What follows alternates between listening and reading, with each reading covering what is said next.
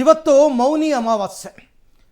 ಪ್ರಯಾಗ್ರಾಜ್ನಲ್ಲಿ ನಡೀತಾ ಇರತಕ್ಕಂಥ ಮಹಾಕುಂಭಮೇಳದಲ್ಲಿ 10 ಕೋಟಿ ಜನ ಇವತ್ತು ಶಾಹಿ ಸ್ನಾನವನ್ನು ಮಾಡ್ತಾರೆ ಅಂತಕ್ಕಂಥ ನಿರೀಕ್ಷೆ ಇತ್ತು. ಆದರೆ ನಡೆಯಬಾರದ ಒಂದು ದುರ್ಘಟನೆ ಅಲ್ಲಿ ನಡೆದೋಗಿದೆ. ಅಷ್ಟು ಜನ ಸೇರಿರ್ತಕ್ಕಂಥ ಸಂದರ್ಭದಲ್ಲಿ ಕಾಲ್ತುಳಿತ ಸಂಭವಿಸಿದೆ. ವಿಪರೀತವಾದಂತಹ ಪರಿಸ್ಥಿತಿ ವಿಕೋಪಕ್ಕೆ ಹೋಗ್ತಾ ಇದೆ. 15ಕ್ಕೂ ಹೆಚ್ಚು ಮಂದಿ ಸಾವಿನ ಶಂಕೆ, 60 ಮಂದಿಗೆ ಗಾಯವಾಗಿದೆ. ಬಟ್ ಇದನ್ನು ಉತ್ತರ ಪ್ರದೇಶ ಪೊಲೀಸರು ಸಾವಿನ ಬಗ್ಗೆ ಇನ್ನೂ ದೃಢಪಡಿಸಿಲ್ಲ.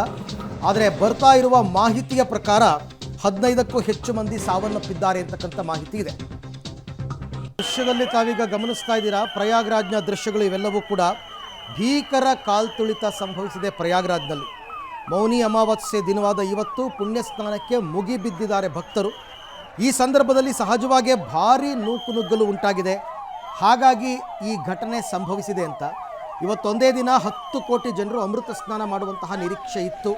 ಬಟ್ ಈಗ ಸದ್ಯಕ್ಕೆ ಅಲ್ಲಿರ್ತಕ್ಕಂಥ ಅಘೋರಿಗಳು ಮತ್ತು ನಾಗಾ ಸಾಧುಗಳು ನಾವು ಇವತ್ತು ಪುಣ್ಯ ಸ್ನಾನವನ್ನು ಮಾಡಲ್ಲ ಅಂತಕ್ಕಂಥ ನಿರ್ಧಾರಕ್ಕೆ ಬಂದಿದ್ದಾರೆ. ಅಂದರೆ ಬೇರೆ ಏನೂ ದೃಷ್ಟಿ ಇಲ್ಲ, ನಾವು ಹೋಗ್ಬಿಟ್ರೆ ಪರಿಸ್ಥಿತಿಯಲ್ಲಿ ಇನ್ನೂ ವಿಕೋಪಕ್ಕೆ ಹೋಗುತ್ತೆ, ನಾವು ಕೂಡ ಅಲ್ಲಿ ಸ್ನಾನ ಮಾಡಬೇಕಾಗತ್ತೆ, ನೂಕುನುಗ್ಗಲುಂಟಾಗುತ್ತೆ. ಹಾಗಾಗಿ ಇವತ್ತು ನಾವು ಪುಣ್ಯ ಸ್ನಾನ ಮಾಡಲ್ಲ ಅಂತ ಹೇಳಿದ್ದಾರೆ.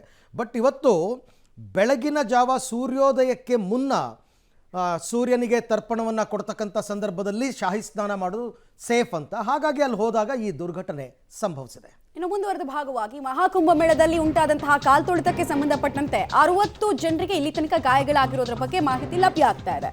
ಗಾಯಗೊಂಡವರನ್ನ ಸೆಕ್ಟರ್ 2ರಲ್ಲಿರುವಂತಹ ಆಸ್ಪತ್ರೆಗೆ ದಾಖಲು ಮಾಡಲಾಗಿದೆ.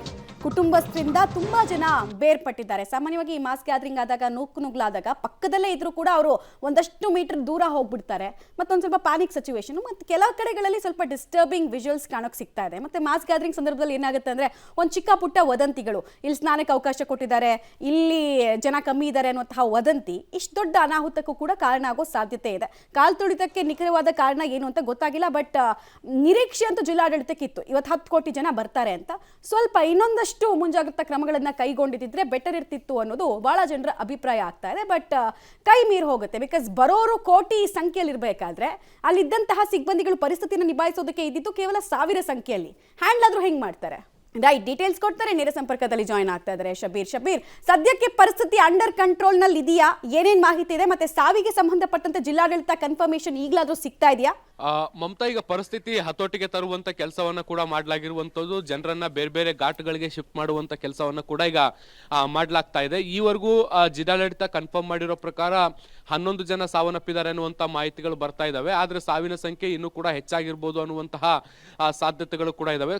ಸರಿಸುಮಾರು 15 ಜನ ಸಾವನ್ನಪ್ಪಿರ್ಬೋದು ಅನ್ನುವಂತಹ ನಿರೀಕ್ಷೆಗಳು ಕೂಡ ಈಗ ಕೇಳಿ ಬರ್ತಾ ಇರುವಂತದ್ದು. ಆದ್ರೆ ಜಿಲ್ಲಾಡಳಿತ 15 ಜನ ಸಾವನ್ನಪ್ಪಿದ್ದಾರೆ ಅನ್ನೋದ್ರ ಬಗ್ಗೆ ಇನ್ನೂ ಕೂಡ ಅಧಿಕೃತವಾದಂತಹ ಮಾಹಿತಿಗಳು ಕೊಟ್ಟಿಲ್ಲ. ಈಗ ಸ್ಥಳೀಯ ಅಧಿಕಾರಿಗಳು ಹೇಳ್ತಿರೋ ಪ್ರಕಾರ 10 ರಿಂದ 11 ಮಂದಿ ಸಾವನ್ನಪ್ಪಿರ್ಬೋದು ಅನ್ನುವಂತ ಮಾಹಿತಿಗಳನ್ನ ಕೊಡ್ಲಾಗ್ತಾ ಇರುವಂತದ್ದು. ಈಗಾಗಲೇ ಪರಿಸ್ಥಿತಿಯನ್ನು ನಿಯಂತ್ರಣಕ್ಕೆ ತರುವಂತ ಕೆಲಸವನ್ನ ಮಾಡಲಾಗಿದೆ.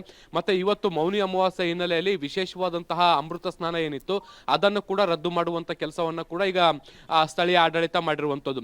ಮುಖ್ಯವಾಗಿ ಇವತ್ತು ಮೌನಿ ಅಮಾವಾಸ್ಯೆ ಆಗಿರುವಂತಹ ಹಿನ್ನೆಲೆಯಲ್ಲಿ ಸಾಧು ಸಂತರು, ನಾಗ ಸಾಧುಗಳು ಎಲ್ಲರೂ ಕೂಡ ಪವಿತ್ರ ಸ್ನಾನವನ್ನ ಮಾಡಬೇಕಾಗಿತ್ತು. ಈಗ ಆ ಸ್ನಾನವನ್ನು ಕೂಡ ರದ್ದು ಮಾಡಿರುವಂತದ್ದು. ಯಾಕೆಂದ್ರೆ ಬಹಳ ದೊಡ್ಡ ಪ್ರಮಾಣದಲ್ಲಿ ನಾಗ ಸಾಧುಗಳು ಮತ್ತೆ ಸಾಧು ಸಂತರು ತ್ರಿವೇಣಿ ಸಂಗಮದತ್ತ ಧಾವಿಸಿದ್ರೆ ಮತ್ತೆ ಜನಸಂಖ್ಯೆಯಲ್ಲಿ ಹೆಚ್ಚಾಗಬಹುದಾದಂತ ಸಾಧ್ಯತೆಗಳಿದಾವೆ, ನುಗ್ಗಾಟ ಆಗಬಹುದಾದಂತ ಸಾಧ್ಯತೆಗಳು ಕೂಡ ಇದಾವೆ. ಹೀಗಾಗಿ ಸಾಧು ಸಂತರು ಮತ್ತೆ ನಾಗ ಸಾಧುಗಳು ಮಾಡಬೇಕಾದಂತ ಪವಿತ್ರ ಸ್ನಾನ ಏನಿದೆ ಅದನ್ನು ಕೂಡ ಈಗ ರದ್ದು ಮಾಡುವಂತ ಕೆಲಸವನ್ನ ಕೂಡ ಮಾಡಲಾಗಿದೆ. ಮತ್ತೆ ಸ್ಥಳಕ್ಕೆ ಜನರು ತ್ರಿವೇಣಿ ಸಂಗಮಕ್ಕೆ ಬರದಂತೆ ಈಗ ಅಲರ್ಟ್ ಅನ್ನು ವಹಿಸುವಂತ ಕೆಲಸವನ್ನ ಕೂಡ ಮಾಡಲಾಗ್ತಾ ಇದೆ. ತ್ರಿವೇಣಿ ಸಂಗಮವನ್ನ ಹೊರತುಪಡಿಸಿ ಬೇರೆ ಬೇರೆ ಸಣ್ಣ ಸಣ್ಣ ಘಾಟ್ಗಳನ್ನ ಕೂಡ ನಿರ್ಮಾಣ ಮಾಡಲಾಗಿದೆ. ಸುಮಾರು 12 ಕಿಲೋಮೀಟರ್ ಉದ್ದದ ಘಾಟ್ಗಳನ್ನ ನಿರ್ಮಾಣ ಮಾಡಲಾಗಿರುವಂತದ್ದು.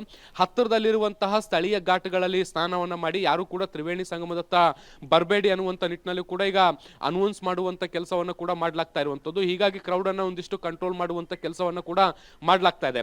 ಸ್ಟಿಲ್ ಸುಮಾರು 6-7 ಕೋಟಿಯಷ್ಟು ಜನರು ಈಗ ಪ್ರಯಾಗ್ರಾಜ್ನಲ್ಲಿ ಇರುವಂತ ಹಿನ್ನೆಲೆಯಲ್ಲಿ ಮತ್ತೆ ಯಾವುದೇ ಸಂದರ್ಭದಲ್ಲೂ ಕೂಡ ಅನಾಹುತಗಳಾಗಬಹುದಾದಂತ ಸಾಧ್ಯತೆಗಳಿದಾವೆ. ಹೀಗಾಗಿ ಎಚ್ಚರಿಕೆಯನ್ನು ವಹಿಸುವಂತ ಕೆಲಸವನ್ನ ಕೂಡ ಈಗ ಮುಂದುವರಿಸಲಾಗ್ತಾ ಇದೆ.